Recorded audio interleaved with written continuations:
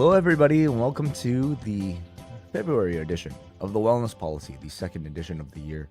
My name is Wai Ting, and I am here back for another month for a very, very important episode because, I have two co-hosts who have never prior to this met each other in person before. Now they have. They've seen each other in person. They've almost lived together. Wait, they did live together because one of For the the weekend. yeah, one of the co-hosts lived in another co-host I guess kind of house. And they spent a lot of time together, and they're here to tell us about it, among other things, of course. Of course, later on, we'll be talking about financial health. But first, we wanted to open maybe, I don't know, just the first section of this podcast, just as a bit of an update. You have both returned back to your respective homes. But how was your trip, Neal Flanagan and Jordan Goodman? Neal as the guest, please. Absolutely tremendous. Can't fault it. Great. Wonderful in so many ways. First of all, Jordan and I have been very good friends for years at this point. So kind of interesting sociologically, to kind of be in a three-dimensional space with somebody for the first time that you feel very close to already. So there's that kind of initial, and I mean minutes of sizing each other up. Okay, we're different heights. We knew that anyway, How different are we talking? Well, I'm about 6'2". So I'm about 7 inches, maybe shorter, half a foot plus. Something like that. That's cut. And how was that? Like, that was just like. Well, in the weeks leading up, I practiced with a dummy just to get used to the physicality of it all. Until the real dummy arrived. Yeah, and we had to obviously make sure when we first hugged, when I emerged from the airport, that there was no inappropriate contact. With that height difference, things can press together and stuff. So, but within minutes, like by the time I'm in the car, Jordan's taking us onto the highway. It felt like we're just picking up, Jordan can talk about all my weird foibles that he's discovered if he wants. But it is often like that, right? Like I met you in person, both of you on separate occasions, and it feels like you maybe initially, it's maybe a little bit awkward just for like literally like maybe like 2 minutes, if that. But then afterwards, it just feels like you're talking to the same person that I talk to every single month, across the screen. Yeah, I think maybe part of the novelty is that, I mean, I talk to Neal often at length, and it's been that way for maybe close to 5 years now, if not longer. And I guess I usually have headphones, AirPods, or something like that in my ears when I'm talking to him. And then through whatever means he's communicating with me, I get that tone. And maybe just for me as a musician and someone who is particularly sensitive to sound, it was unique to just sit in a car with him and hear his natural tone. I think if anything, that was the most novel part of it for me. Also, he immediately got into a vehicle, so we're driving. And so it's not like I'm making a ton of eye contact with him at the jump as well. Sure. But it was okay. So I'll just say it was a wonderful trip. I love Neal dearly. I think most people who have spent only a couple minutes listening to this show would hopefully understand and appreciate that. However, this motherfucker. First of all, by the way, I'm bringing back the Wai Ting Tinder t-shirt for those on YouTube. May or may not still be available in WWF Shop Zone. Neal, I think most of us have accepted that, and this is coming from like an East Coast American Jew. I understand my tempo, my pacing can be at times maybe a quicker, maybe more pointed, etc. And Neal is just a different kind of cat, as we say in the Jewish community. And he takes his time when he's talking, etc. I'd also argue, as a broadcaster, he's gotten significantly better when it comes to that, when we compare it to Neal as the post-wrestling fan caller. And I think he as much would admit that as well. Oh, yeah. What I did not come to expect is that Neal's relative sloth-like verbal behavior would be expressed through his physicality as well. Every tram ride, every attraction ride, and so on. Okay, it's over. And Neal just is still sitting there. And it's like, all right, man, it's now time to move our bodies and to hop off the tram. Not only am I waiting, but the people behind us are waiting too. So that came as quite the surprise. It was not unusual on a daily basis for myself and my wife, Lily, to physically have to shove this man into physical movement. I did get an elbow from your wife, I think, to say after Peter Pan's Peter Pan's Flight. Peter Pan's Flight, yeah. Yeah. Like other people are trying to board, because generally you get on, when it's over, you leave one direction and there are people waiting to get onto the seating from the other Mind direction. you, who are walking on a moving platform. So time is of the essence. If we're not, all of us, quick enough, the whole ride, including everyone on the ride inside the building, has to pause temporarily. Neal was flirting with that possibility. Yeah. Go away. Yeah. Well, I was going to say, like, I get the sense Neal was more so approaching this from, like a standard, I would say, like, vacation, right? Like, I'm going to take my time. But Jordan, you kind of approach Disney almost like a military sort of, like, duty. Right? We could say there's a precision involved. There is planning and execution involved.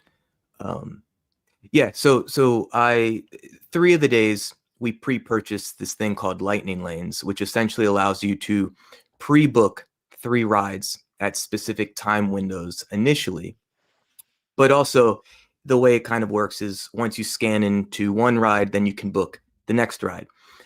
Most popular attractions sell out throughout the day. So it could be noon, and certain rides you can no longer reserve wait times for that. So I'm trying, and this is, by the way, it's very fun. It's very much an ideal type of vacation for me. I love it there, but I also love the strategy and the competition, even the gameplay of these lightning lanes. I've spent many hours watching videos and reading articles, and now over the past couple years, practicing these skills to compete for how many lines can we skip throughout the day? Because if not, you might be multiple times a day waiting in 45 to 95 minute lines. And to me, that sounds like anything but a vacation. So in order to milk the most of the Lightning Lane purchase that we had already made, you gotta get there right when it starts, because as soon as you scan into the first ride, then you can start building the next selections throughout the day. So I guess it was the first morning that it was a full day at Disney. Neal, Lily, and I agreed, all right, 6:30 a.m. That's when we're getting the day going, walk and get our hot coffee, hop in the car, and as we say in the business, rope drop the first park at Disney World. So I may have given Neal some grace minutes, maybe at 6:33 that morning. I'm calling him, and I'm not even going to attempt the impersonation, but some version of Jordan, I'm so sorry, I can't do it. Okay, no problem. Go to sleep. I'll scan in for you. And now Neal has become this phantom Lightning Lane entrant in order to keep all 3 of us on the same page so I could continue booking his skip the line rides with ours throughout the day.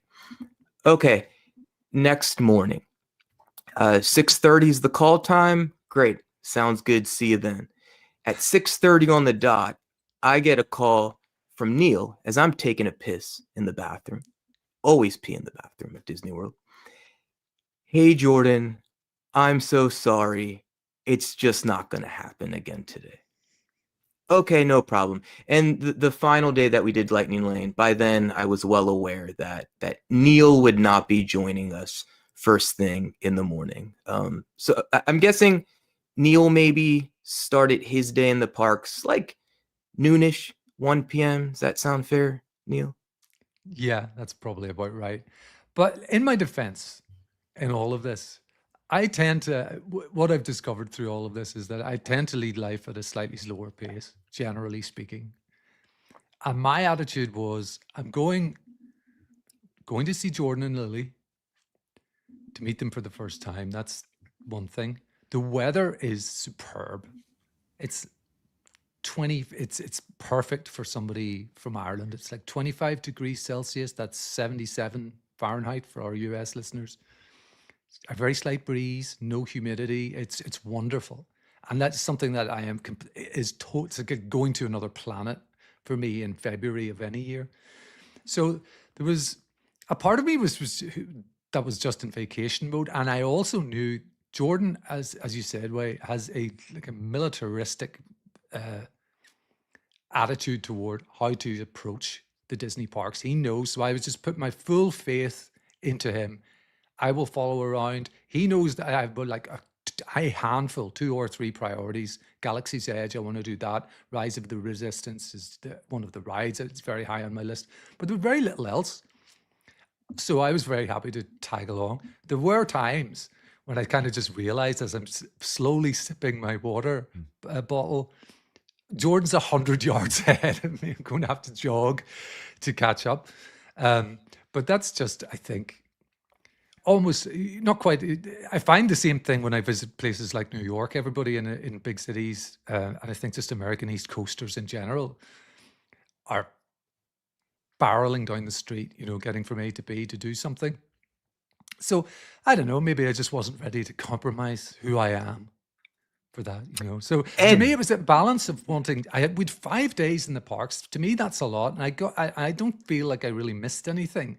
Some rides we even did twice. Some of the ones that were particularly enjoyable, and that there were no lines for at the end of the day. You could just hop on again. So I didn't really feel I missed out, and I'm not an early morning person. Even with the time difference, I thought that would work in my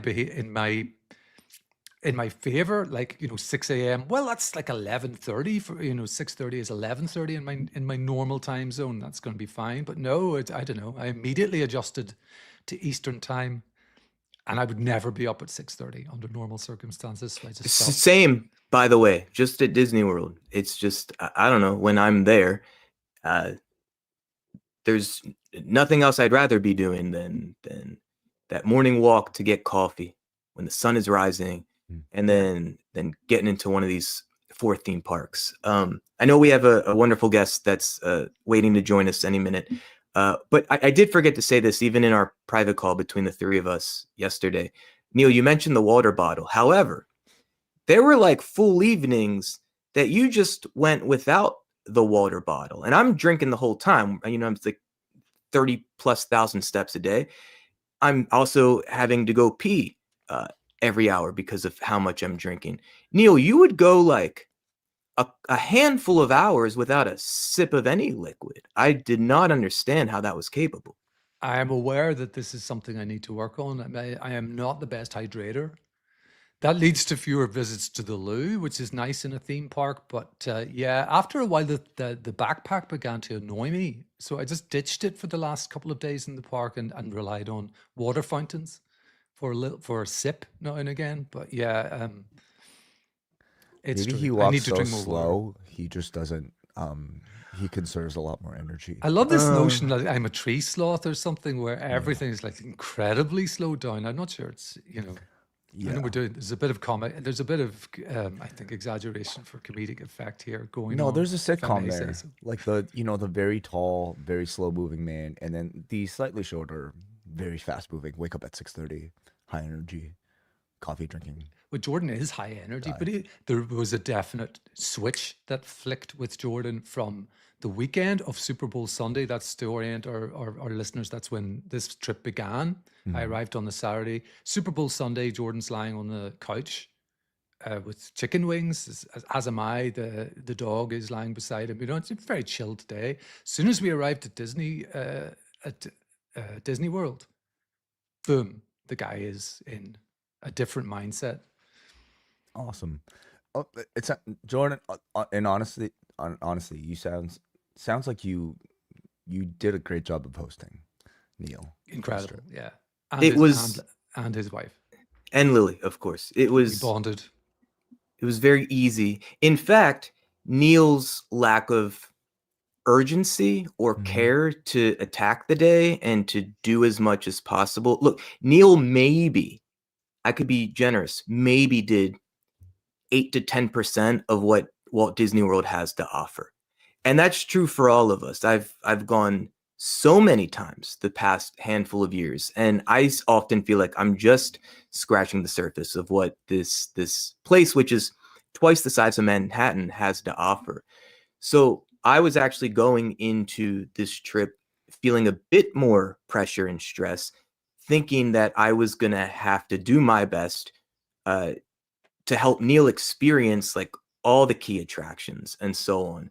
And once I realized he was perfectly fine just starting at 1 p.m. and not 6:30 a.m., that completely took the pressure off of me, self-imposed, to try to squeeze as much in as possible. I understood Neil was happy. Dude, like Neil doesn't even have a sense of orientation in space. And I was asking, like, do you even know where we're going? And he's like, no, and he's just happy to follow my lead. Part of me, uh, I don't know if I want to say envies that, but it certainly sounds far easier for Neil to not really care, to know exactly where he is and what direction he's pointing, and these types of like physical frame of references. I've just always been built different. Even before I had a driver's license, I had an interest in knowing where I am and figuring out how to navigate myself through space and time. And Neil was a wonderful, wonderful passenger who was happy to be along for the ride. Hmm. I like to me, it feels like you kind of need both. You know, a little bit of Jordan, a little bit of Neal in for balance in one's life. So, sounds like you guys had a great trip.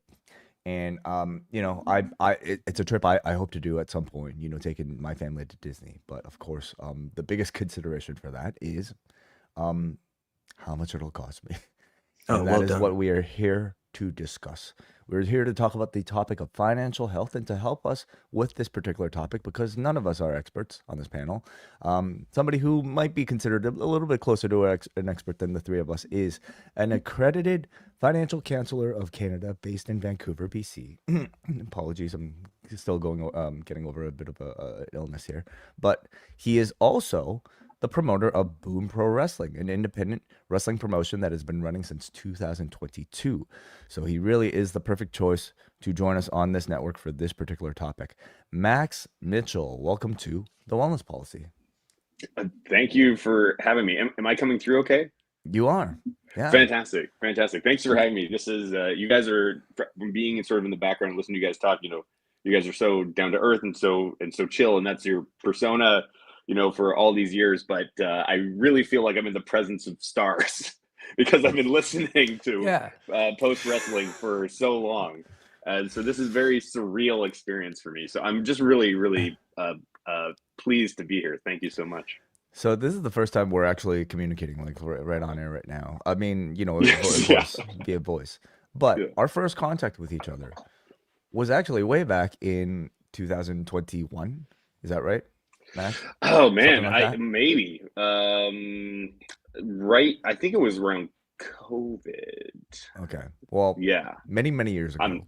yeah. So long ago that I couldn't tell you exactly. Yeah. Max actually sent a message after Jordan and I recently started the Wellness Policy, and we had done some COVID podcasts as well in that time, reaching out asking, hey, if you need somebody who knows a bit about money, I'm your guy.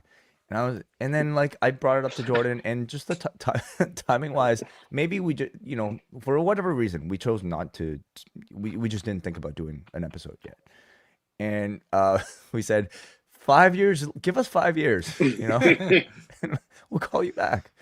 Um, it's always been a topic I've wanted to do one of these podcasts about. And again, for whatever reason, we just haven't. I personally never really got the sense that my other two co-hosts were as energized about maybe the conversation as I am. But Totally fair. we circled back eventually to the topic, and it was actually Jordan who remembered, hey, what about this guy who messaged you like way back many years ago? I was like, oh yeah, let me dig up my email. And here we are, 5 years later. Max Mitchell, you are back on the show. Let's talk a little bit about you and maybe your journey into, well, like becoming a financial counselor. Like, what made you so passionate about this topic? Sure. So I'll try to keep it as brief as possible. But I was after I was working at the University of British Columbia, doing sort of taking the path of least resistance up the bureaucratic ladder, if you will. And at some point, I made a job change from what I was doing, which was what we call program management, is paper pushing, to the financial aid office at the university. And on my first day, I got there, and I was in training, and they're kind of going through like, students will come to you and they'll have financial issues, and I was like, oh, and then we pass them on to like the financial expert, and then but the person who had hired me looked me in the eyes and said, no, that's you. You're the financial expert, on my first day. And so I immediately was overcome with extreme fear about what I had gotten myself into, and I overcorrected. I went completely off the deep end, and it was the moment in my life when I was like, okay, I need to know as much about this as I possibly can. And I went, I was, worked there for maybe 6 years, I think. But by the end of it, I had completely, it was all the job was very, there was parts of it that was spending time in spreadsheets and administration and all that kind of stuff. But the financial counseling aspect, which in terms of the job description was actually maybe a quarter of what they expected you to do, really became the entire my passion and the thing I cared about the most, and the only thing that I really wanted to do, and the thing I thought that where we actually really made an impact on people's lives.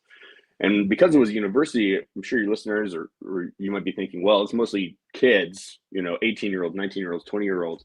But at a university of that size, the gamut of humanity that you are working with is so extreme.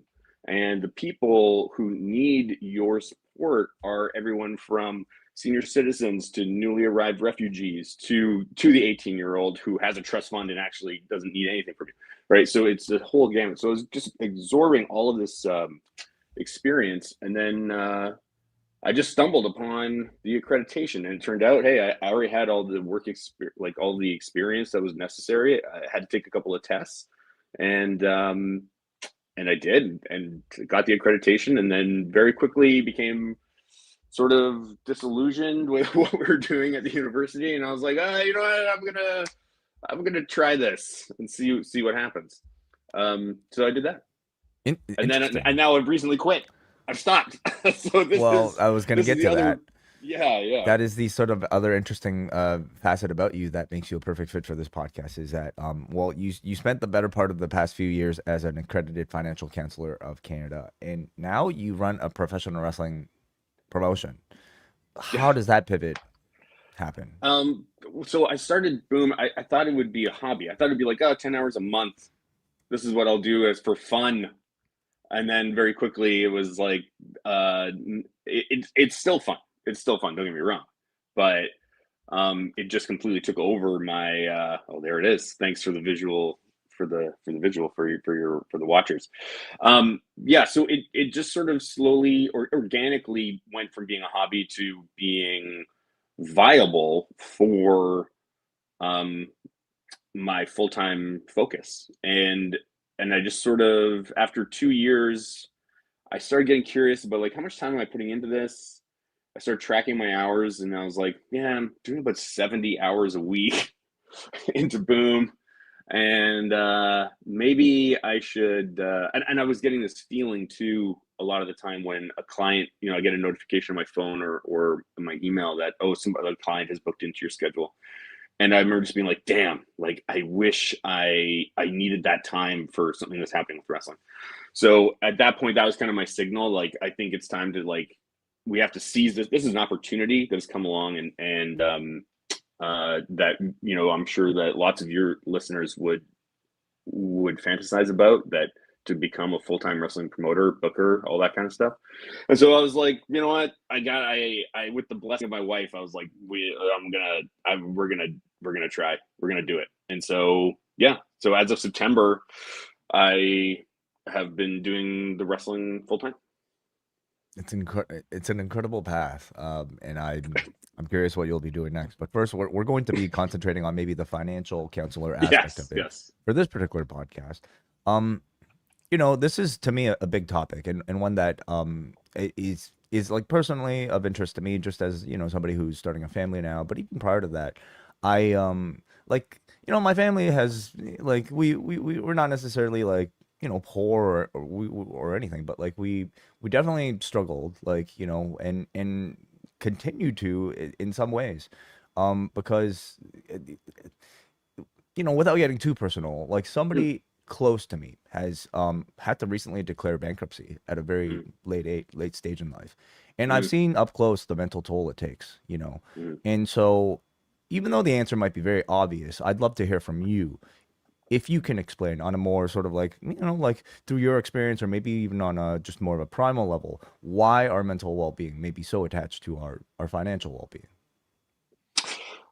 I mean, that's a great question. On a certain level, the human condition is wired for survival, right? From an evolutionary sort of psychology standpoint, it's for the longest time it was wired into food scarcity, right? We need food to survive. We need that more than food and water. We need that even more than we need shelter sometimes, right? And so we are hardwired in a way that is happening at a subconscious level, that when we do not have what we need, a part of our brain is being rewired to search for that thing. And so for the longest time, of course, we're just talking about food, shelter, the hierarchy of needs type stuff. But in this world that we're living in 2026, that it also has to do with this abstraction that we call money. And so when people are experiencing scarcity of funds, it becomes it's almost as if they are operating with less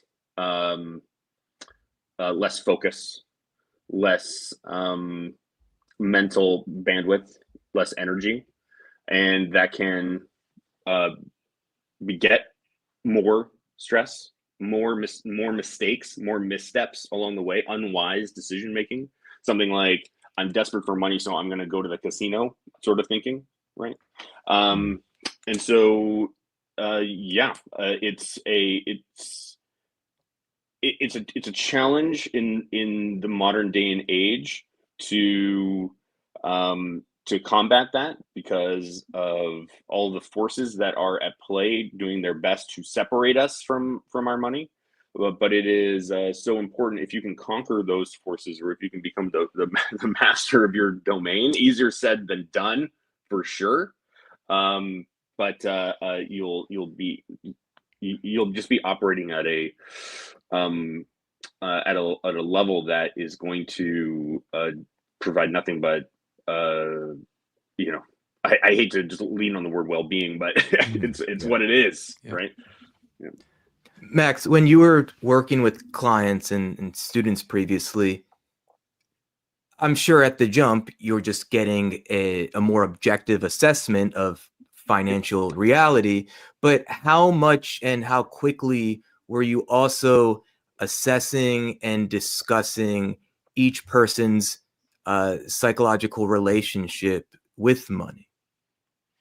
Yeah, so that's a really interesting question. As a financial counselor, the process is exactly what you said. Like it is really bespoke, right? Everybody's coming to you. There's a catalyst that has brought, there's an individual catalyst that has brought every person to you. And so we're starting from a different place. There's a diagnostic sort of period where we're trying to determine, what is the actual root of whatever has brought you here. A lot of people will show up and be like, "Oh, I'm terrible at saving money," but it turns out actually it's some other situation that might be external. And then other people will show up and be like, "Oh, this terrible thing happened to me, and now I was out of my control, and now I'm broke." And then you look at the situation, it's like, well, actually, it's you. You're the problem, right? So yeah, there's a diagnostic period for sure.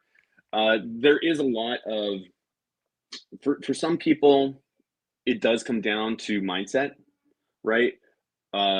If you can imagine a spectrum, on one end we have, the lingo, the financial counseling lingo is, you have people that are far on the scarcity mindset, and then you've got people on the other end that far on the abundance mindset, which doesn't mean that they don't have money and doesn't mean that they have money. It just means that they act as if the money they have isn't enough, and it could go away at any moment. And then the people on the abundance side are sort of like, I think Cody Rhodes, I saw a video with Cody Rhodes once when he had just entered the independent scene, and he was talking about how he didn't mind spending money on some absurd thing that he was doing, maybe gear or tattoo or throwing weight belts into the audience, because he was like, well, we'll just make more money later. That's abundance mindset thinking, right? And so determining where somebody By the way, I lands in that- appreciate the real the audience specific examples that you used to illustrate that. No worries. The so being on the spectrum, determining where somebody lands on it is of course important. The goal, like the platonic ideal for the results of working with this financial counselor, is that we're trying to migrate people from the fringe edges towards the middle, where they can. It's important to be responsible with your money and to save your money, but it's also important to live your life, to spend the money on the things that you care about, right? And so when we find people that are on the far ends, we're trying to coach them towards the middle. This is the middle path, right? Everything in moderation. This is what we're trying to push. But I'll also say that there are lots of people that show up that are like, oh, I've got two offers. I'm trying to buy a house, and these are the two mortgage situations. Like, what do you think? Right? It has nothing to do with mindset. They're just looking for a second opinion. For a financial counselor, there's not many of us, and there's one less now, unfortunately, because I'm focused on wrestling. But our areas of expertise are financial literacy, strategy, and behavior management in concert, working with one another. So at times you find a client that's like, all this person needs is strategy, all this person needs is literacy, all this person needs is behavior management. But usually it's a mix of all three. Gaining literacy is, I mean, in some ways easier than ever because of the abundance of resources. But I mean, it still seems, I would say, to me, it's still like very daunting, I think, for somebody to enter. So let's take, for example, somebody who might have a bit of credit card debt and is looking to climb out of it. Where would you recommend somebody start, or how to even think about tackling it? Yeah, so that's a super common, right? The first thing to do is actually get down into the math. Count traditional counseling, like, come to my office, I've got a problem, like, let's talk about it. That is very powerful stuff, and I'm not discounting it in any way. But at the end of the day, it's like, rah, you can do it. Put your mind to it. Put your heart to it. You're going to change your life. Let's go. Financial counseling is that, but it's also math. And the maths dominates the situation. So the first step about pretty much whatever your situation might be, is to really understand your math. Look at what you're spending, look at what you're earning. Where is your money going? Easier said than done sometimes for certain people, but an easy first step for anybody is to simply do an audit of your last month's credit card statement. How many of these subscriptions are on there? Like, where's my money going? What have I signed up for that I've forgotten about? Make an actual tally. How much of money have I pre-committed to spending every single month, right? And then it's a simple mathematical exercise. Your income minus your pre-committed spending equals the money that you have left over. If you're spending more than that, you're going into debt.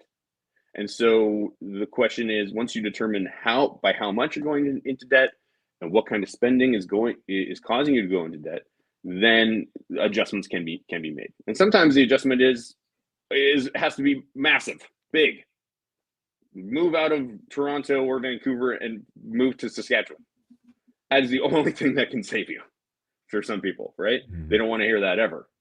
Yeah. Nobody wants to hear that. But sometimes it's like, no shade to Saskatchewan. I'm sure they're really nice places in Saskatchewan. 50% of this country, their life would be completely different. All their financial problems would be solved if they moved to Saskatchewan. I'm telling you. Home of Brock Lesnar. Oh, that's right. You might be able to see him on the country roads. Killer food, I suppose, instead. That's right.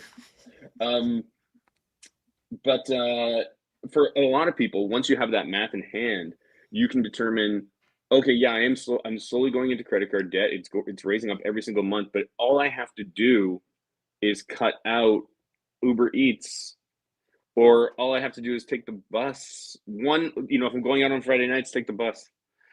And then the math changes. And suddenly now we have the money that we need to start digging into the credit card debt. So it can be very, very small changes that do not require living on rice and beans.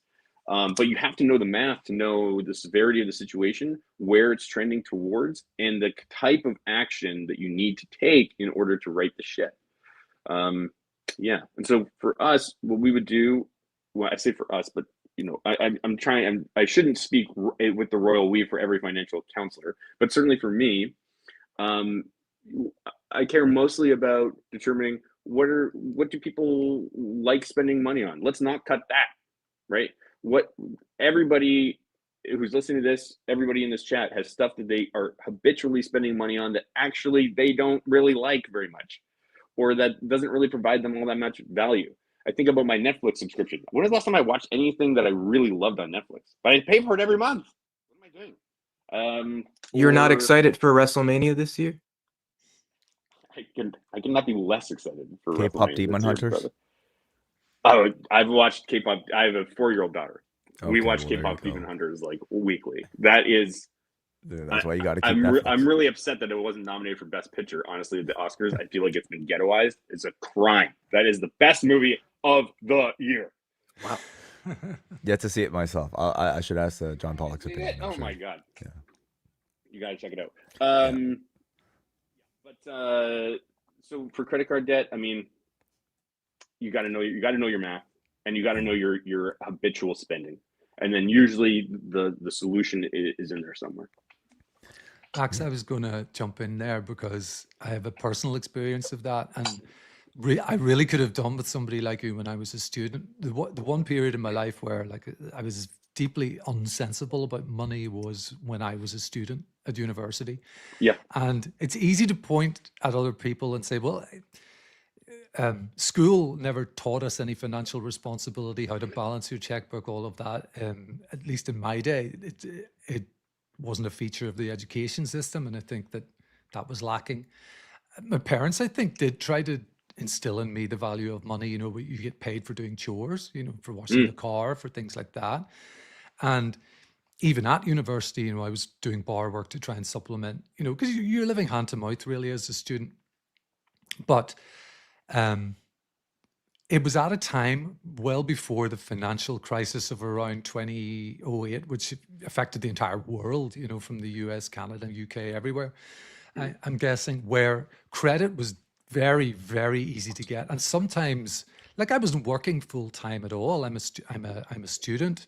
I have a bar job, but I'm getting these offers in the mail for pre-approved credit cards. At that time, my student bank account came with a 1,000 British pounds fee-free overdraft, which in today's money is probably twice that, which is probably around 3.5 grand or something like that. So almost immediately, I'm living beyond my means. I'm living away from home for the first time.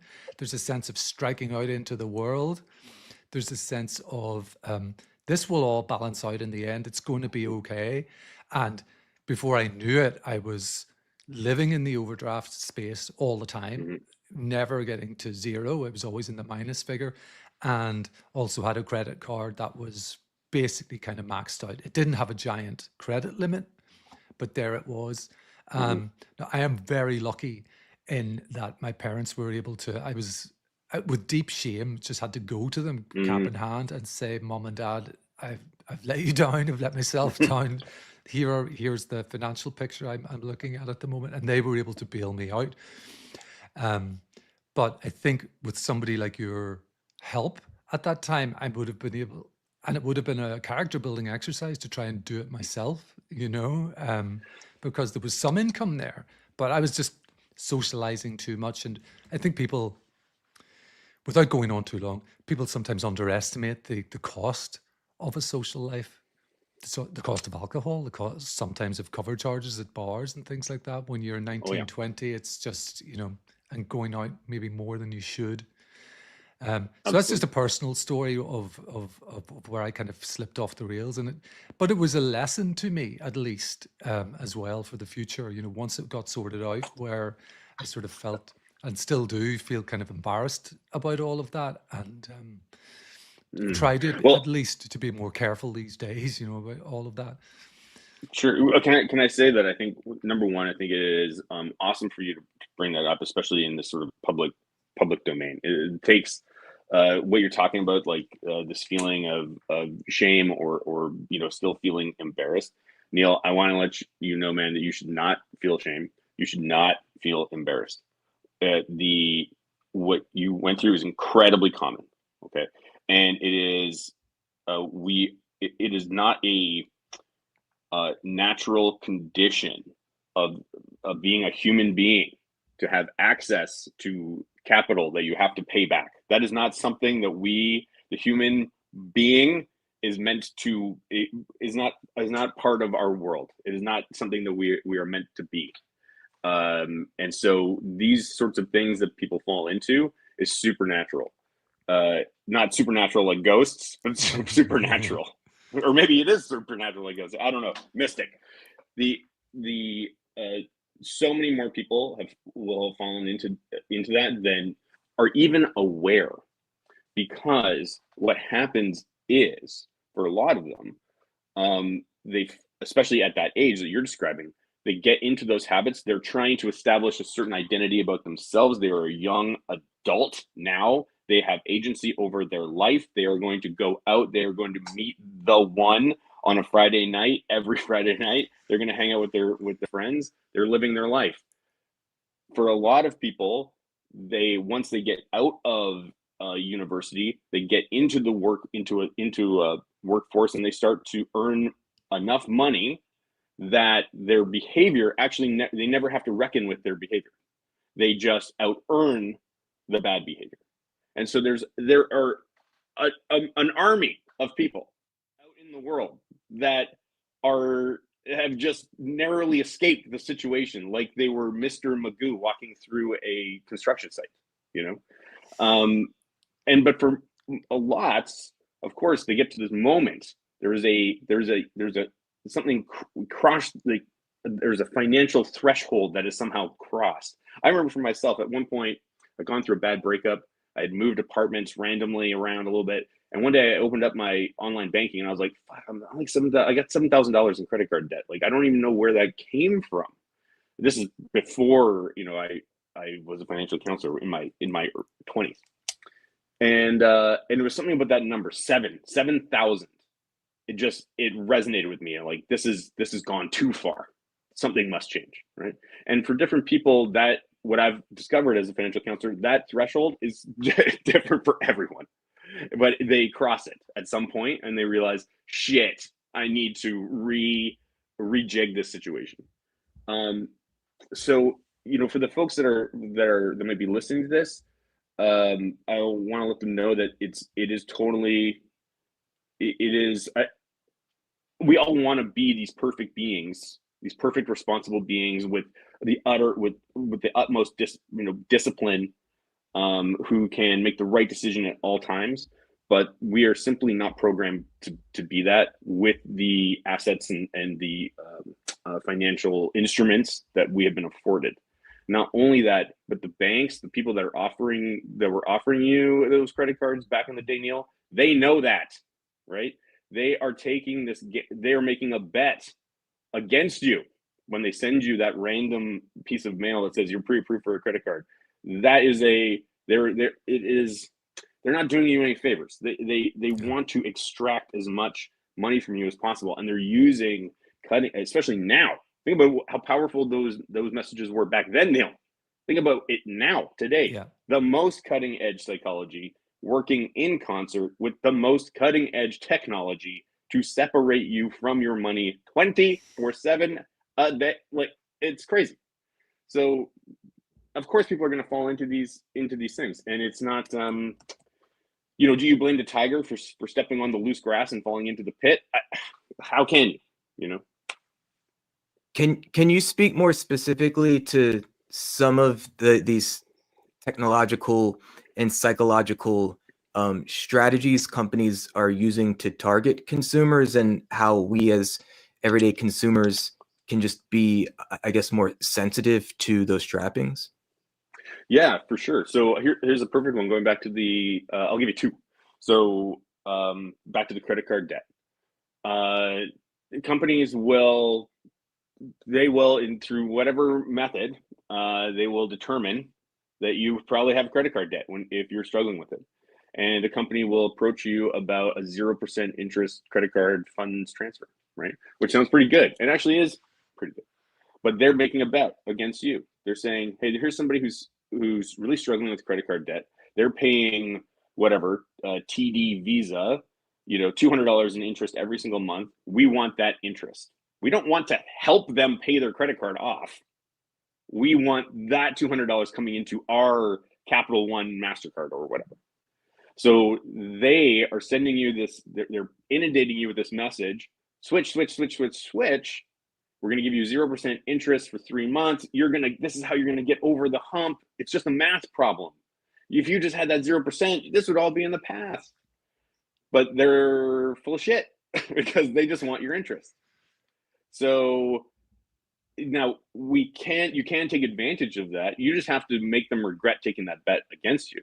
And that's why you need to take the time to look at the math, to understand, why am I in credit card debt? Why is this going up? What can I change about my my behavior and my the way I'm conducting myself out in the world?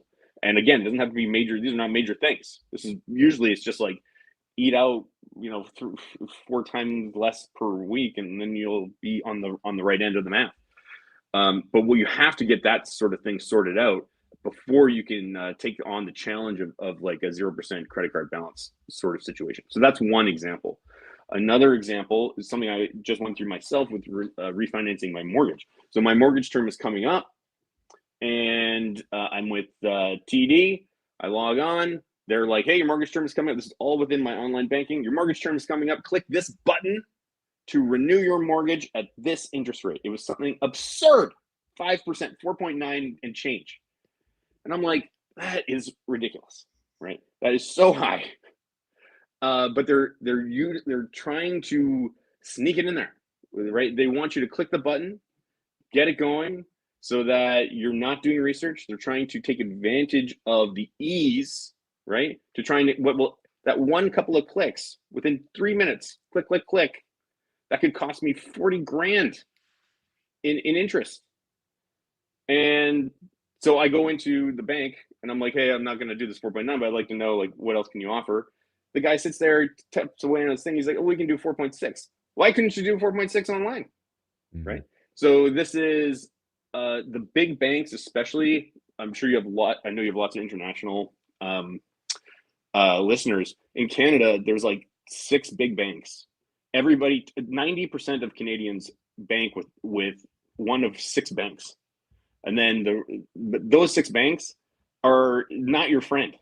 They are the worst companies on earth in terms of trying to take everything they possibly can from you. They would take your family pet and throw it into the sun if it meant earning a couple of more bucks that quarter, right? So these are the sort, and they have endless money, endless R&D to come up with even more and more strategies constantly, just to try and pull more money from their beloved customers. So it's there was just 2 examples, but I'm sure that there's more. It continues to underscore just the importance of like being financially literate or and being aware of, you know, marketing when it comes to something like this. So, you know, we're talking about the person who might be, maybe you would term like struggling, you know, to grab a proper foothold of their finances. Let's talk about the person who is lucky enough to maybe be above zero, you know, who might even have a bit of money saved up, but doesn't really know what to do with it. You know, what sort of thinking would you, you know, recommend applying for a person like that in that position? Yeah, sure. So I think the important thing to know is the obviously we want to take our money. We want to use our money to make more money, right? We want to, everyone, saving for retirement is the thing. This is what we want to be doing. Okay. I know I've been hammering home on this a lot, but like the human condition, we should all be dead at 35. Okay. We are not programmed to think, what will my life be like at 70? What will my life be like at 80? This is not the natural condition like of being a human being. So we're as humanity is really bad with foresight and long-term planning, but it's important. It's the most important thing. So you want to saving money is vital. What I have found is that the best way to do it is I believe is to program yourself to be saving between 10 to 20% of whatever you bring in, no matter what it is. If your aunt gives you $100 in a card for your birthday, 10 to 20% savings, long-term savings goes into wherever your savings vessel is. If it's your paycheck, same thing. If it's a bonus, same thing. And it's just a hard and fast rule. In the same way that like, you know, I don't smoke cigarettes. If somebody were to offer me a cigarette at a party, I'd be like, no, thanks. I don't even think about it. It's not like if somebody offers me a cigarette, I don't hum and haw about like, oh, well, maybe I should smoke a cigarette tonight, or maybe tonight I'll have 3 cigarettes. No, it's just like a hard and fast mental, my mind is a steel trap around cigarettes. I'm not smoking a cigarette ever, period. That is through internal programming, right? Actual synapses coming together, forming in my brain, so that when a cigarette opportunity, quote unquote opportunity, arrives, the brain is firing, and I've already reached the conclusion that I don't want one before I even have to spend any brain power to consider it. So we want the same sort of programming around savings, between 10 to 20%. If I say, of course I want you to save as much as possible. Once that's the most important thing. That is more important than actually what you're going to do with the money. Let's say you conquered that. You have more money than you need per month, right, to stay alive. And you have money that's collecting somewhere. I see this happen in people's checkings accounts all the time. I'm in the world. I'm spending this. I'm spending that. And somehow at the end of every month, I have this checking account that's just growing. It's the opposite of the credit card problem, which is like the debt is slowly growing. And so what do you do with this money? And what we want is to avoid gambling and go into investing. So the difference between gambling and investing. Gambling, imagine a casino. You walk into the casino floor, all the games that are there, the slot machines, all these things. These games are designed through mathematical probability that over the long term, you will lose money, right? You might win money in the short term.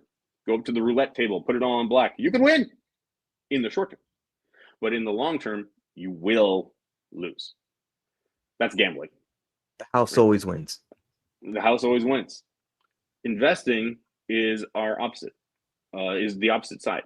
Using the best available information, can I expect to make money over the long term?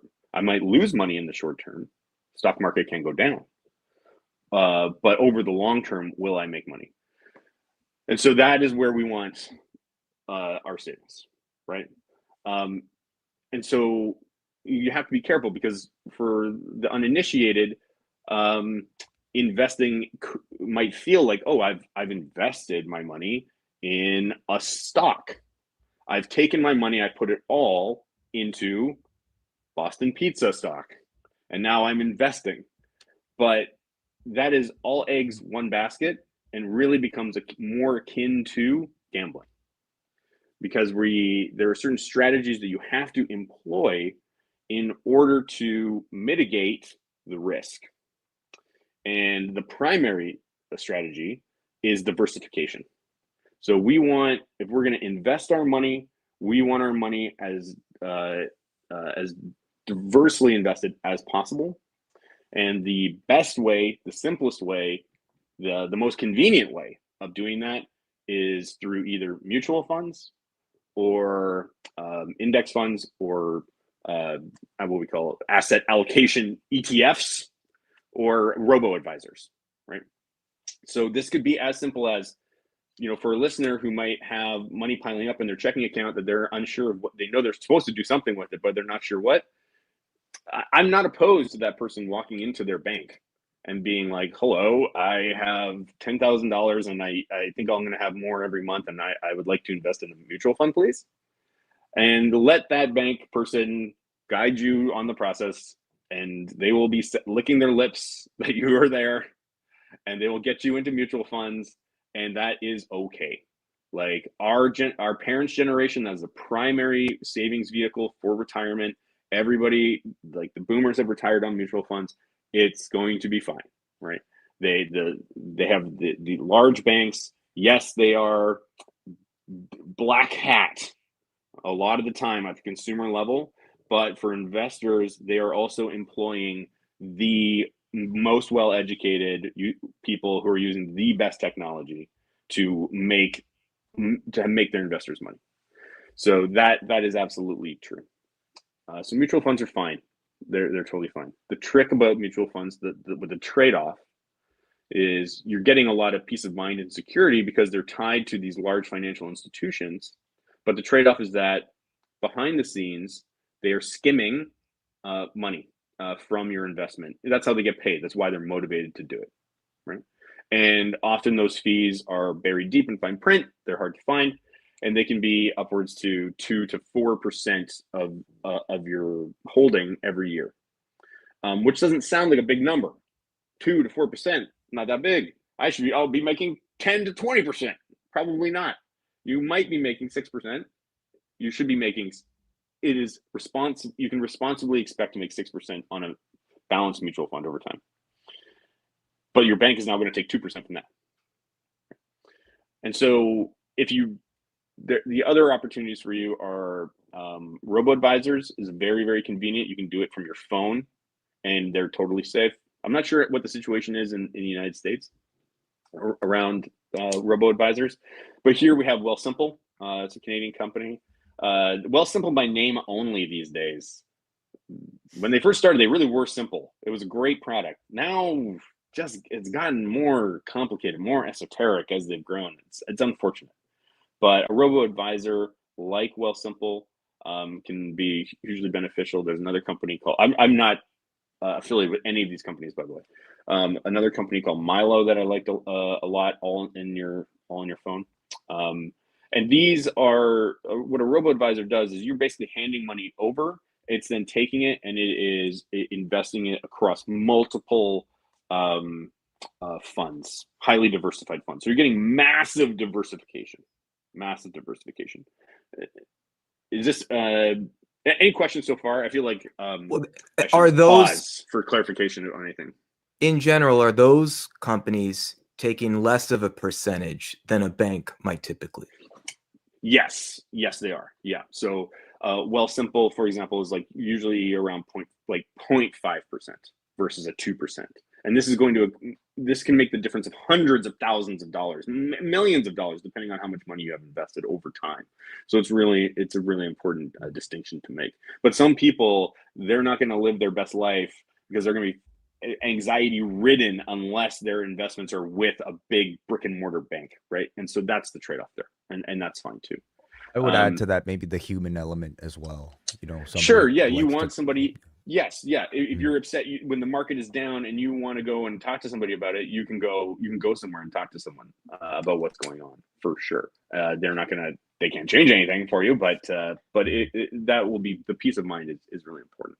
And I just want to focus briefly on why diversification is important.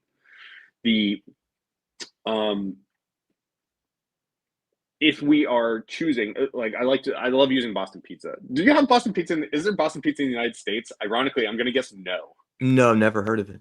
Never heard of it. Maybe I've seen it like in an NHL game played in Canada. Yes. The logo, but I've never run into one. That's so funny. Yeah, strange. It's a pizza chain in Canada, but it's publicly traded. Let's use that very loosely, okay? It's more of a bar where you can order, like something they might call pizza, but yes, sure, it's more of a place I used to go to watch UFCs. That's it. Yeah. There you go. Okay. But the point is that they're publicly WWE publicly traded, right? Okay. So let's or I guess now it's TKO. Yep. So let's imagine, okay, I'm gonna invest. I'm gonna put all my money in TKO. Okay, these are huge. This is a huge company. This is a massive company. TKO is not going to fold tomorrow, right? But think of all the things that you don't have control over that could affect the price point, the desirability of owning TKO. It could be there could be scandal. There could be a cultural change around combat sports, right? Imagine TKO has been crushing it. You have all your savings in TKO. You're about to retire. And then there's some sweeping cultural change, and to be associated or to watch combat sports is akin to being,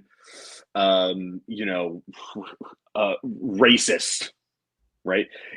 Suddenly you're going to see a massive drop in the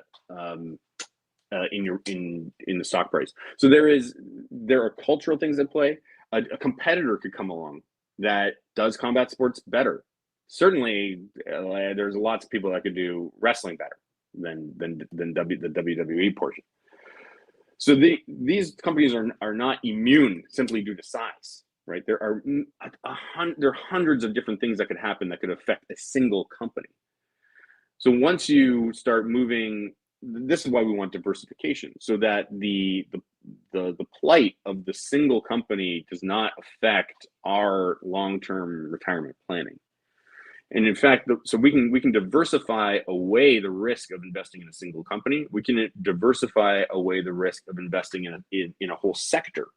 So, you don't want to go from, I'm going to invest in, I'm just going to invest in Boston Pizza. Oh no, I'll invest in all like the family chain restaurants. No, because you still have problems that can affect every Canadian family chain restaurant, right? So you want to diversify away problems with in these industries and sectors. You want to diversify away problems that could occur in individual countries, right? Or size of company. And so mutual funds, robo-advisors, asset allocation ETFs, which we will take too long to get into, I think, here, but your listeners can Google them.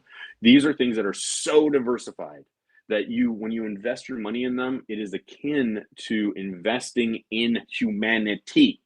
Will humanity continue? Will technological innovation continue? Yes, then you will benefit. And so that is the level of diversification that we want. With your savings, you can still have a hunch, right? Where you're there, especially, for the people listening here, we all probably follow TKO pretty closely. And so something might happen and you're like, man, TKO is going to explode. I can just feel it. They got this thing coming. The public doesn't know yet. When it hits, it's going to blow up. it is not wrong for you to ignore those instincts. But if you're going to, pull some of your pool some of your savings into one thing like that, just make sure that you're doing it with a responsible amount of money, because you can be wrong. You can be wrong. I remember when the Nintendo Wii was announced. I was young, early 20s, I think. And I was like, man, this is going to be massive. I can just feel it. I can feel it in the air. This is going to be huge. I didn't even know that Nintendo was publicly traded at the time. If I did know, I don't think I would have any idea how to have invested. Honestly, thinking back at that period in time, I don't think I would have known how to invest now. As me today, I don't know how people invested back then. But there was a feeling, and I could just feel it. And so people, you have those feelings, and you should feel empowered to follow them. But we just don't want to put all your eggs in one basket. It's like going to the casino. You don't want to take out your life savings. You want to go in with Exactly. an allotted amount that you essentially want to play with and be okay to lose. Right? Exactly. Yeah. Now, would you extend this to, like crypto or meme stocks or things like that? Like, or is that something you would completely recommend staying away from? I'm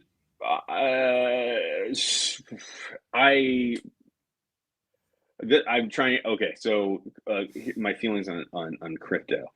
I feel like crypto, there's no inherent value in it at all. So that means that when you look at a stock price, right? Any stock, pull up any stock on the internet. What you're looking at is the amount of money that someone is willing to pay for it, right? Not how much that number is determined by the performance of the company, the perception of the company, and the supply and demand sort of, the feelings. For crypto, I really believe personally that it is like a religion. There's no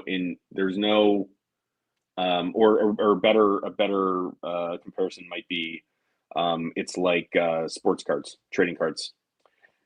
There is no inherent value in the piece of paper that the Honus Wagner is printed on. It is worth nothing, really, right? It's just about what somebody is willing to pay for it, or their perceived value.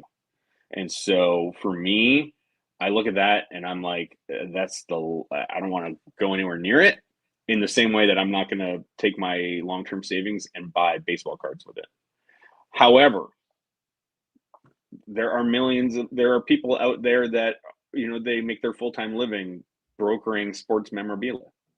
There are art dealers, right? The Mona Lisa, nobody in this chat would deny that the Mona Lisa is not worth, millions upon millions upon millions of dollars. So, I am not personally confident about anything to do with crypto, but I am willing to be,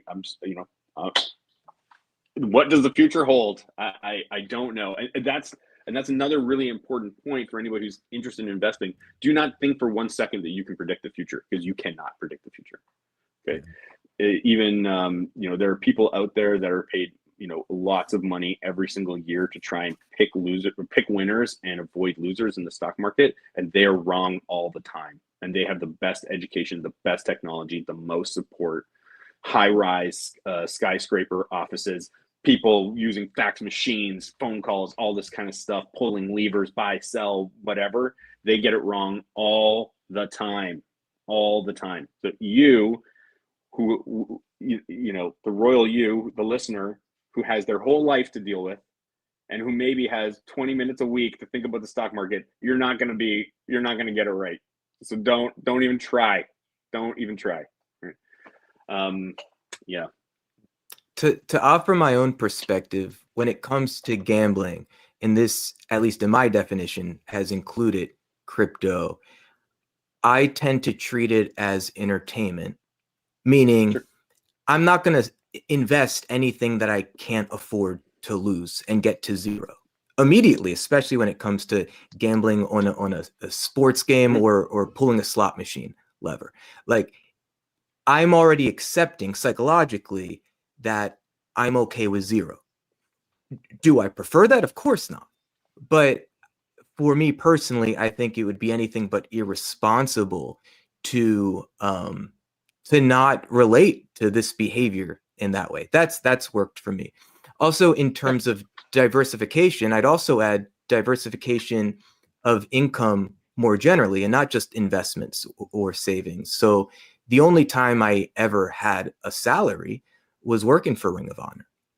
And part of what I negotiated there was the flexibility, the freedom, the full permission to continue my other lines of work that I had developed. So I did less of it per week because Ring of Honor was a full-time commitment, and the salary offering, at least from their perspective, reflected that. But it was on me. It was my responsibility to say, no, no, no. If you're not willing to pay me more, but even still, even if I got what I initially asked for in salary, I still didn't want to trade everything else for this one thing. From my perspective, that would have been too much of a risk in putting too many of my income eggs in the basket of a company that at any moment could have been sold to someone else. Eventually it was to Tony Khan. At any moment, theoretically, the person that hired me could have said, you know what, it's just not working out, Jordan. And then what? I didn't want to put myself in that situation. So part of the negotiation was I was able to continue earning income elsewhere. And part of what I was able to set up for myself was knowing that if at any moment, if they chose to fire me, or what eventually happened, I chose to walk away from that relationship, was that on the next day, I was in a pretty secure situation where I could go back to making the same amount of money prior to starting Ring of Honor.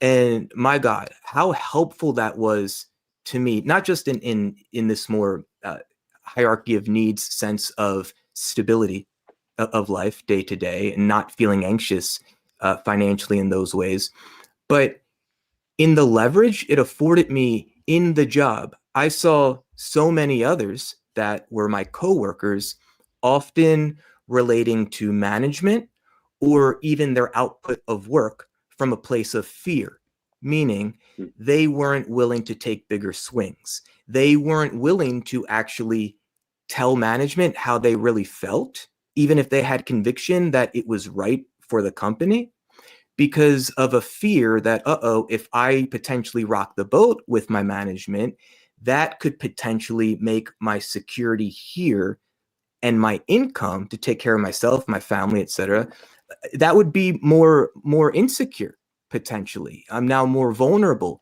if I'm rocking the boat. So I really benefited from this sense of, I didn't want to get fired, obviously. I wanted to stay there, but I was able to take bigger swings creatively. I was able to open my mouth and argue more with management. One, I thought that that's part of what they were actually paying for in hiring me.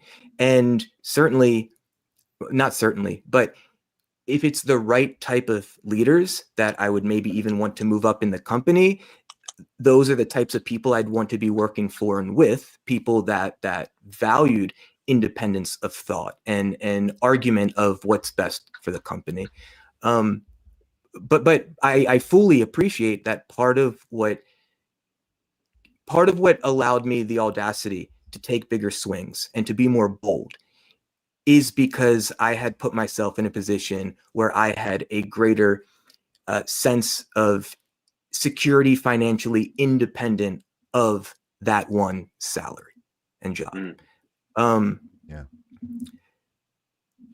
Yeah, it's what you're talking about is there's definitely value in having diversified income streams, no question. And for you, it sounds like knowing that you had that diversification in the background actually led to a certain amount of security that is more like feeling secure in yourself and your own actions, and that you're able to now operate as your true self in that situation because you have these diversified income streams that you can, if something blows up in your face, then you have these things to go back on. Which is interesting.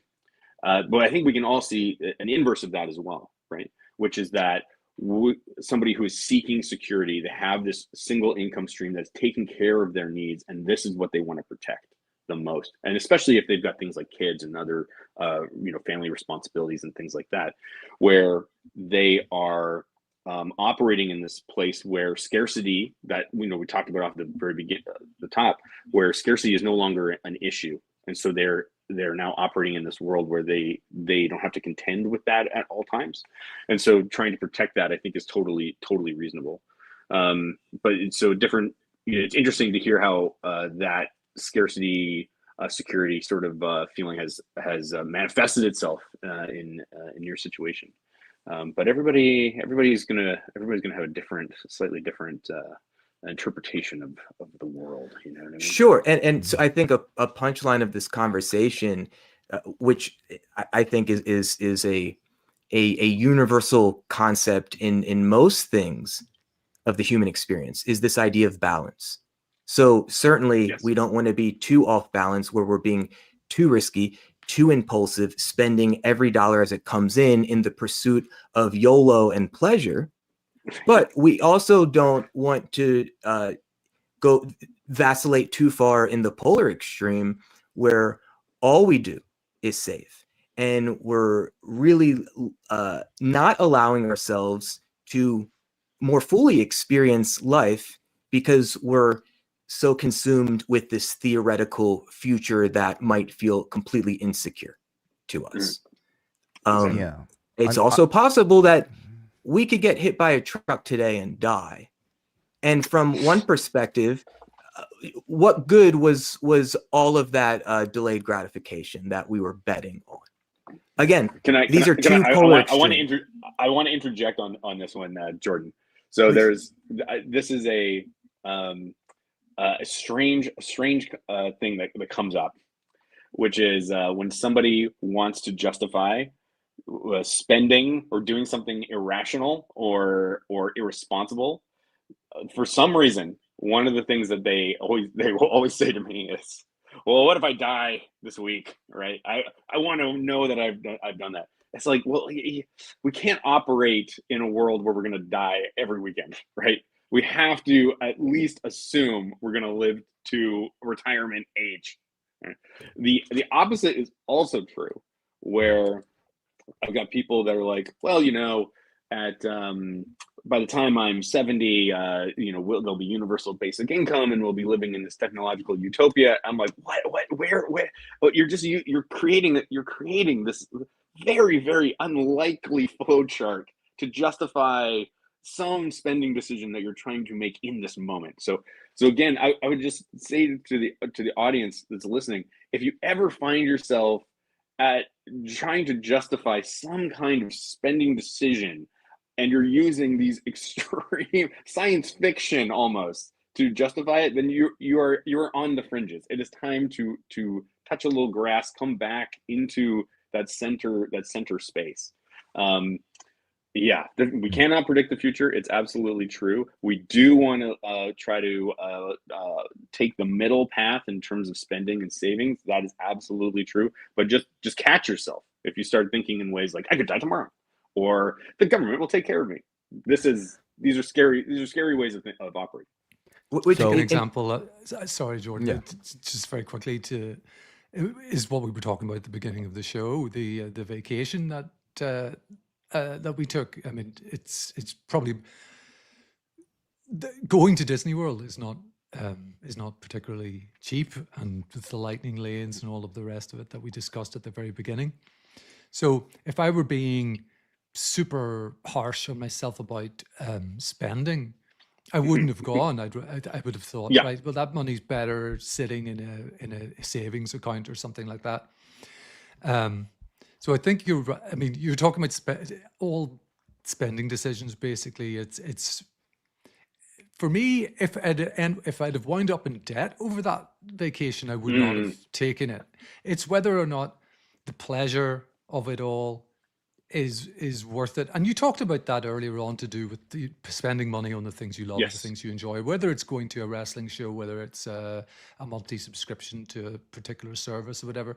But I think, that's Post-wrestling cafe. of course, the post-wrestling cafe, the double at least, people is great value. Post daily news updates, book club, and book great club, podcast. later this week. Yeah. But so I just wanted to throw that in there as like spending on the things that are pleasurable in life and that give you meaning and sort of Yes. That's good too. As long as it's you're not sort of digging a hole for yourself to do so. Oh yeah, and it's also okay to make mistakes. Like, oh, I went on this vacation. I thought it was gonna be a good time. It sucked. Don't beat yourself up over it. Like, it's fine. This is just life.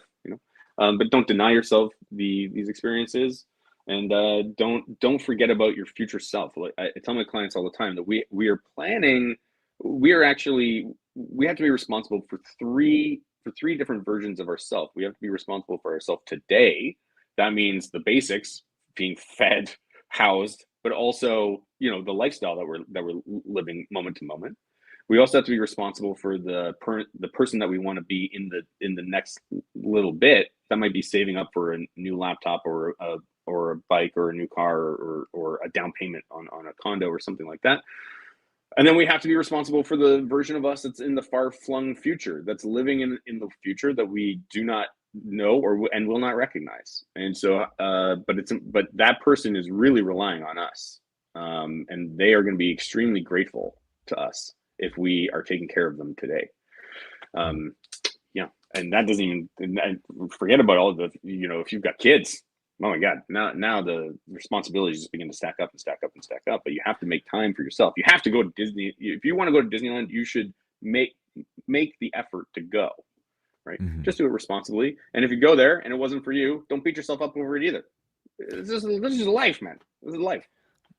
I think we often forget, like, time itself is a resource that is dwindling, as we can't really invest that one. Well, you can invest it, of course, but you can't really bank it for the future.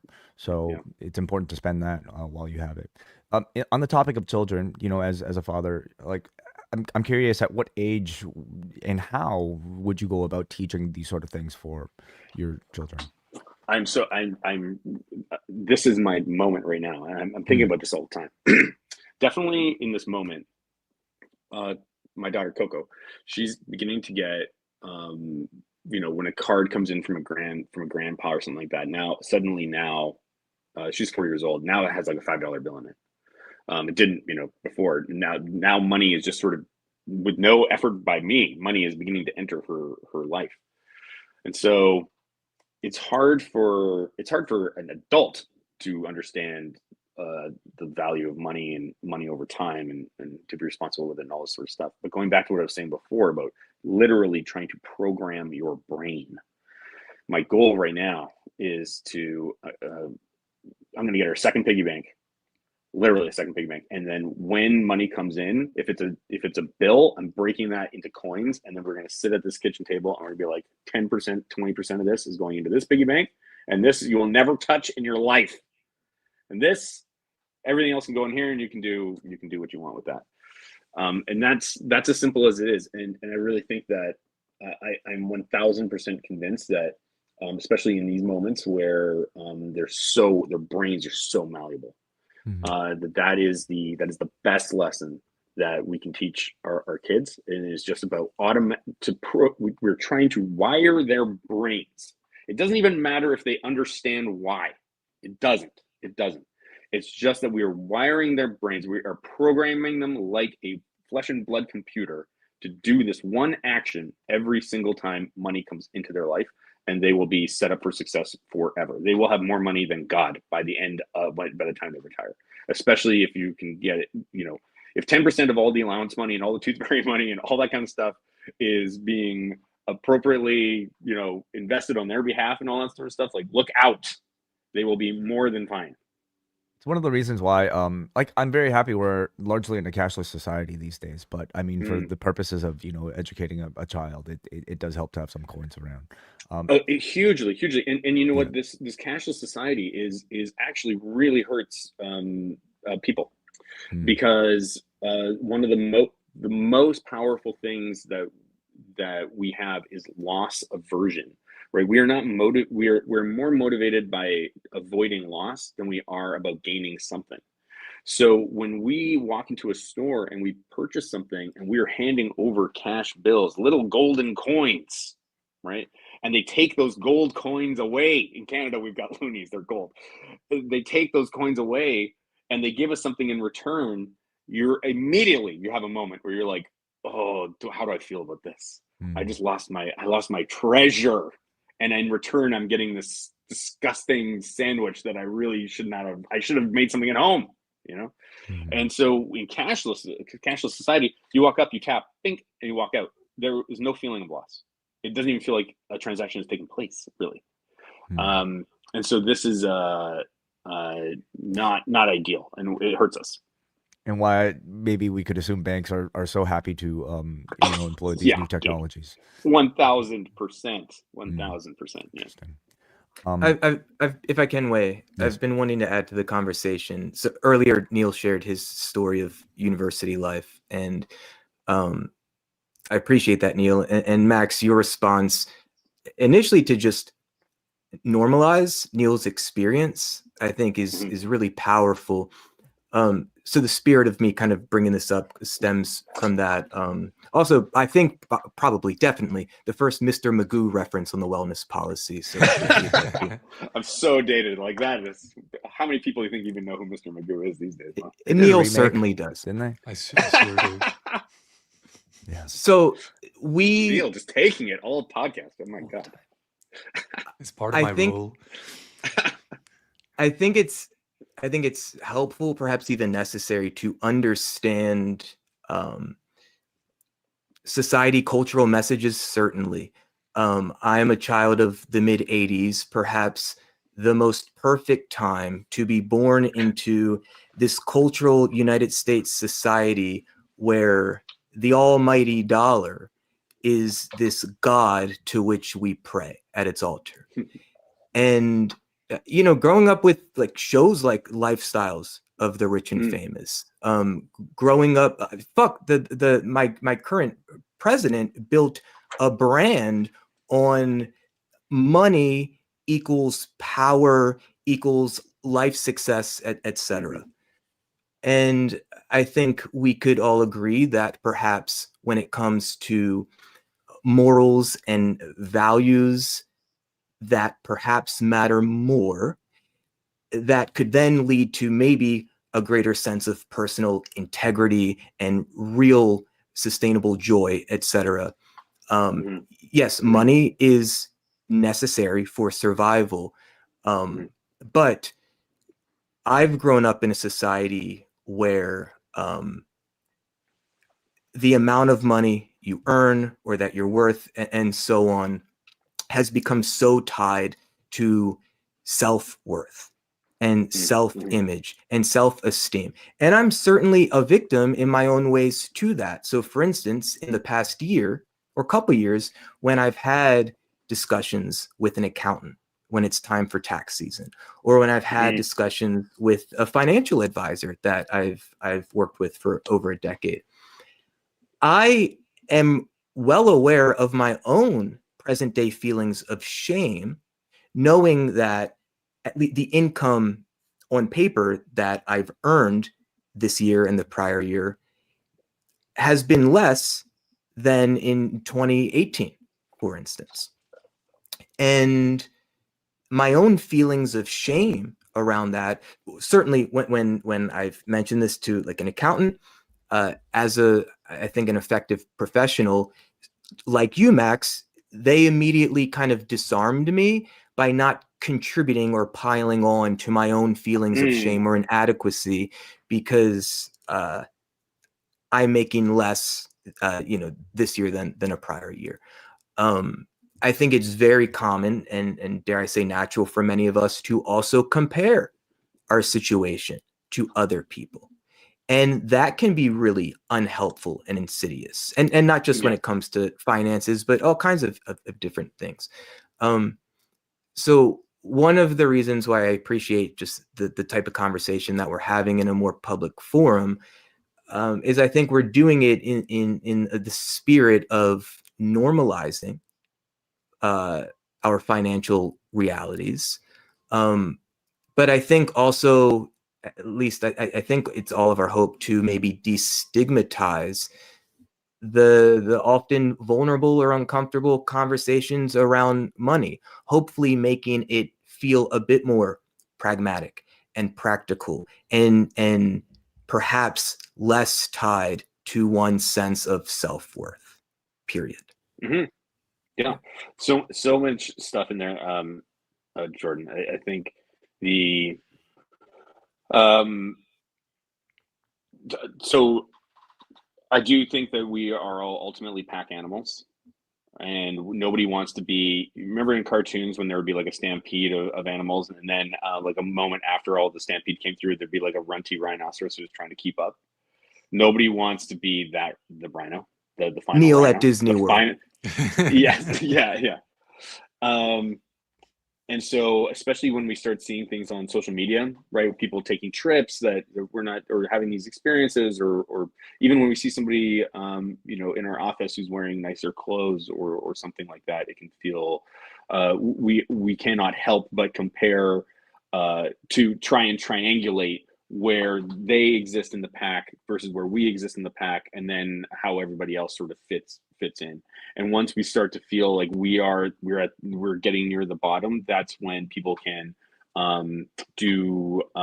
make financially irresponsible decisions in order to present to the world that they are not actually at the bottom of the pack. They're someplace higher, or they're part of this group. What's amazing about being a financial counselor is that I get to look behind the financial curtain of hundreds, thousands of people and families, and see how income and debt and goals and or lack of goals or whatever is being managed.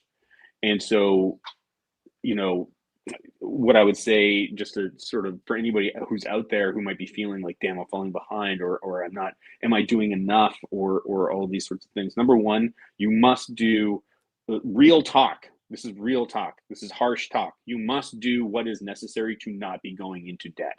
Okay, in your personal life, this must be avoided. I'm not talking about a mortgage.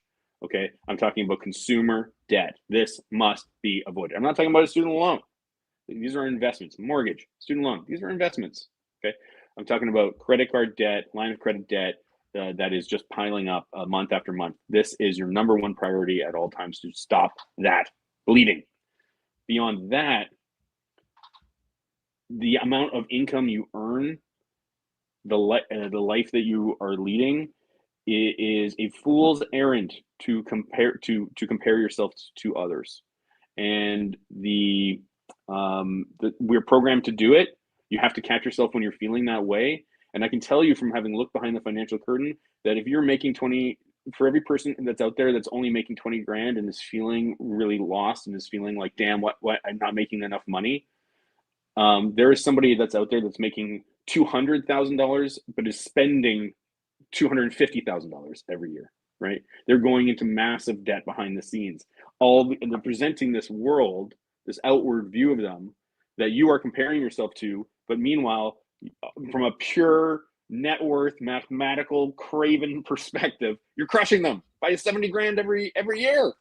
If I may Right. add, Max, even someone making exponentially more and perhaps not overspending beyond their means, that doesn't necessarily mean these people are physically healthy or are in fulfilling relationships or are happy. Yes. Yeah. Exactly. To make one of the most extreme examples I could imagine, let's look at the most wealthy person in the world, Elon Musk. To me, seems as though, without getting too political on this, a very maladjusted person. Can't seem to hold down a relationship. He's got, I don't know how many baby mamas. He's very mercurial in his behavior. He doesn't Mhm. particularly seem like a happy person. I would not want to swap places with that guy, and he's worth whatever, nearly $1 trillion, I think, at this point.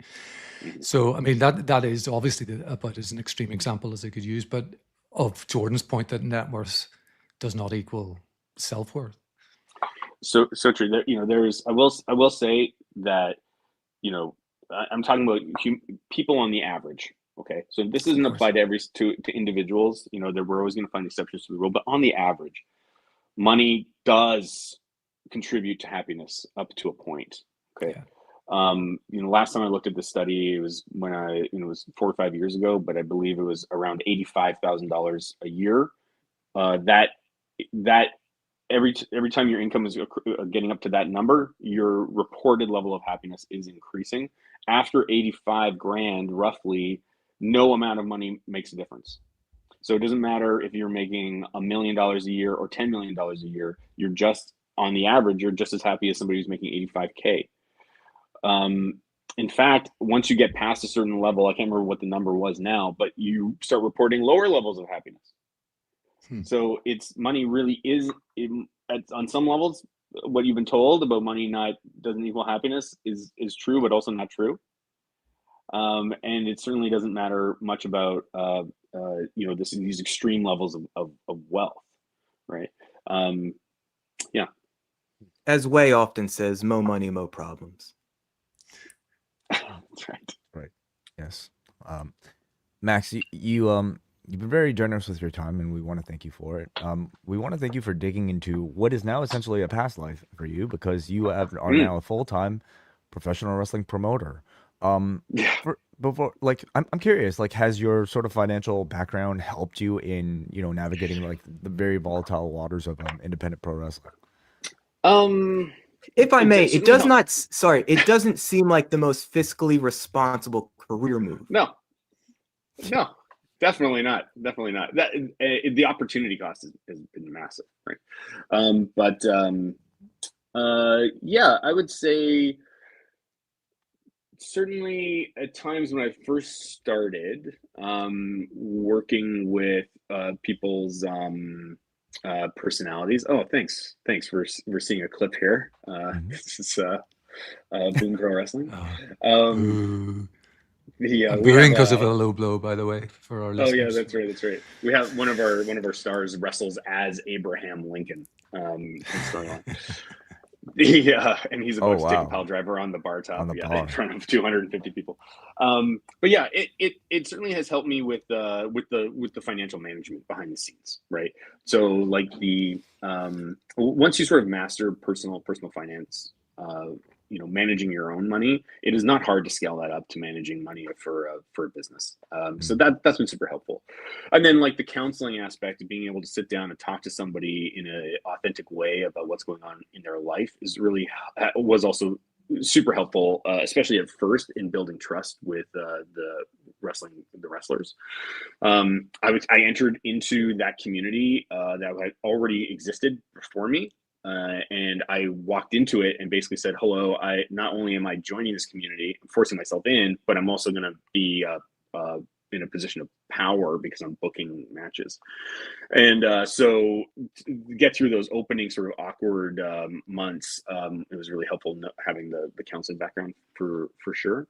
And there are times too when I can't turn off my financial counseling brain. We've got lots of young wrestlers and I see them do things and I just want to be like, I'm just going to grab you by the lapels and take you into a side room and be like, what the hell are you doing? Like, I'm watching a car crash in slow motion. I try not to do that because it's not why they're there and they're not asking for that advice. But sometimes I can't help myself. Yeah. So I don't know if that's helped me or hurt me, but it's translated. It's translated, and it's opportunities like this come around, which is great. So. Tell us a bit about your concept behind Boom Pro Wrestling. You're based in Vancouver, BC, and running in and around the area. What separates you from maybe similar independent promotions? Yeah, so for the longest time, when I didn't really start watching wrestling until I was in my 30s, and I became so fascinated by it. I just think it's so weird. It's the weirdest thing, and I became so enamored by it. And I spent, years and years of my life trying to convince the people around me that it was worth their time and attention, and I spent a lot of time failing at that. And so in the back of my mind, I was always like, what would it take for people to care about a wrestling show? And so ultimately we landed on a couple of things. So like number one, wrestling is inherently silly. It is ultimately fake. It's fake fighting. And so to most independent wrestling promotions, I think take the wrong angle, which is that they are like, this is the most serious thing on planet Earth. Heavy metal, black t-shirts, chains. I'm going to kill you. I'm going to rip your head off. Right. This kind of thinking. And I think that's how you end up with a packed room full of men in beards chanting for the name of your promotion, which is fine. But I wanted a promotion that was 50% women in the audience. So it's like, to do that, we need to be honest about what's happening. This is a silly experience. So ultimately, we're just focused on having fun. The fact that we have Abraham Lincoln as a character in there is part of it. But I'm a huge wrestling fan. I mean, if I could change anything, I would be running a New Japan's pro style promotion. That is what I love the most. But I just know that's the barrier to entry for somebody walking in off the street on that is just so high. And so we are more akin to DDT or Chikara from back in the day. That's what we go for. We're about fun. We're about having people come in. We try to. I'm really proud of our comedy. Honestly, I think that we're like genuinely funny. We're not bad wrestling funny. We're like really actually a hilarious promotion. And on top of all of that, just like DDT, like our championship matters a lot. And so, yeah, storytelling. Ultimately, it comes down to storytelling and not being afraid to look silly and to tell jokes. And If vibrancy, using some color, for God's sakes, not just black and white all the time.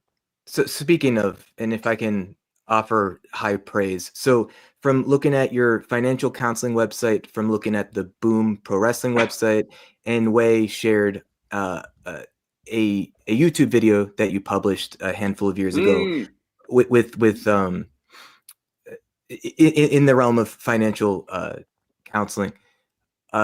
You have like a world-class sense of design, aesthetic, copywriting, Jordan, branding, etc.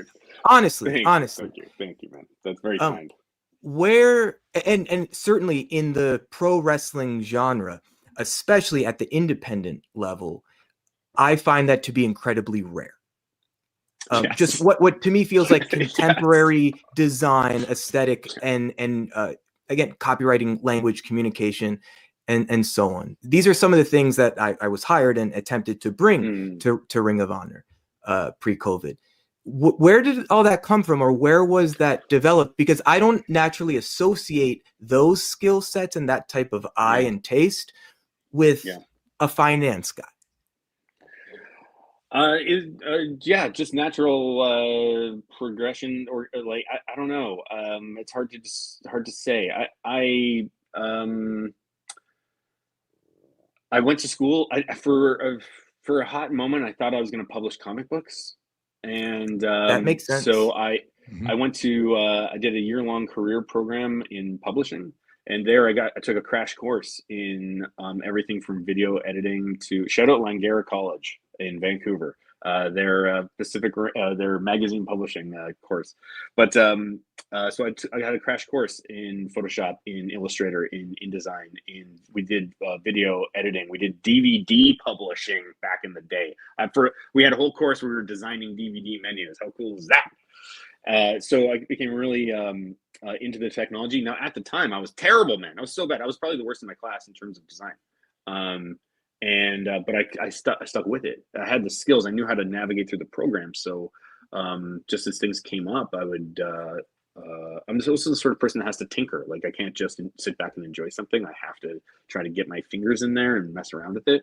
So when anytime I had any kind of passion, I would be doing a little graphic design around it or whatever, and sort of develop those skills. But it is our whole organization, the Boom Pro Wrestling, is full of people who have world-class talent, not just the wrestlers. We have world-class talent wrestlers. Of that, I'm 1000% certain.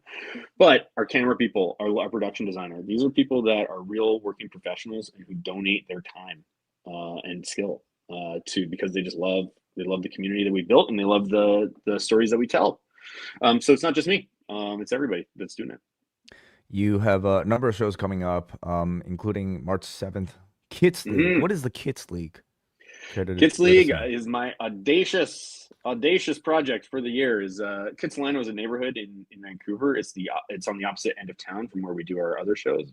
Kits League is our G1. It's season long G1 classic. We have 16 wrestlers in it. It's round robin style. They all are competing for those 2 points, and by the time June rolls around, there'll be an A block winner and a B block winner, and then they will face each other for the inaugural Kits League Championship.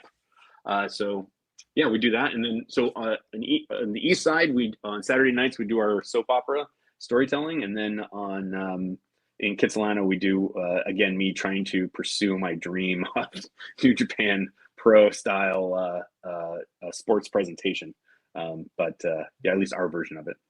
Lovely, including the round robin brackets. I even pulled the font from the G1 graphics. I was like, Impact, let's do it. So if you're in the Vancouver area, do go to boomprowrestling.com. If you're not in the Vancouver area, maybe check out their YouTube. Subscribe to their YouTube at Boom Pro Wrestling, where you feature a lot of matches out for free, including full shows I see that was just uploaded 10 days ago, in members only matches as well, if you choose to subscribe to that. So our last year is all available for everyone, and then anything that's older than a year is behind the membership thing. It's like $2.99 a month. But even if you just go to the YouTube channel and watch a short, I think you'll be blown away by the production quality. We're really proud of what we do. Excellent. Thank you so much, Max, for being a part of this show. I don't think we could have done it without somebody like you. So thank you so much. Thank you for having me. This is a dream come true, Way. I mean it. I mean it. I feel really special. Thank you for having me. Hopefully, people listening got something out of this. Let us know. Leave a comment. We always we read every single thing out there. Go find Max at Boom Pro Wrestling. Do you care to offer any other of your socials if people wanted to reach out to you? Boom Pro Wrestling is the thing. If not to put any sort of pressure on you guys, but if you do find that you're getting a lot of questions from the post wrestling listening folks, financial stuff, I'm happy to come back on and talk about those.